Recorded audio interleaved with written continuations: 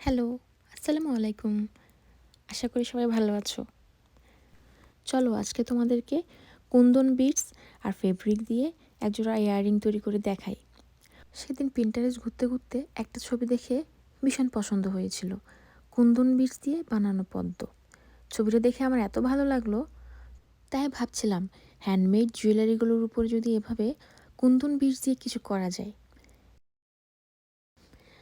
তাই আজকে ইচ্ছে করলো আমার যে হালকা আকাশি নীল রঙের শাড়িখানা আছে সেটার সাথে ম্যাচিং করে যদি সিম্পল কোনো একটা ইয়াররিংস বানিয়ে ফেলা যায়, যেটা অনেক বড় কিংবা ভারী হবে না, দেখতে ছোট হবে আর সিম্পল হবে, যেটা আমি সবসময় রাফ ইউজ করতে পারবো।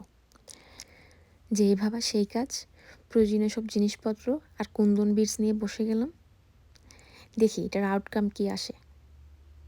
কুন্দন জুয়েলারি নিয়ে বেশ অনেকগুলো রিলস ভিডিও দেখেছি, যদিও এটা নিয়ে কখনো কাজ করা হয়নি। তবে হ্যাঁ, আমি বেশ কিছু কুন্দন বিটস কিনে রেখেছিলাম।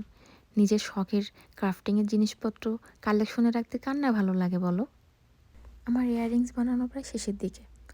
ছবিতে কেমন লাগছে জানি না, তবে সত্যি বলতে ইয়াররিংসগুলো দেখতে ভীষণ সুন্দর লাগছিল।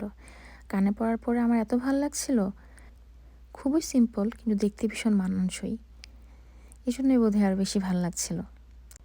যাই হোক, আমার ইয়াররিংস রেডি। কেমন হয়েছে তোমরা জানিও। দেখা হবে পরের কোনো ভিডিওতে। বাই।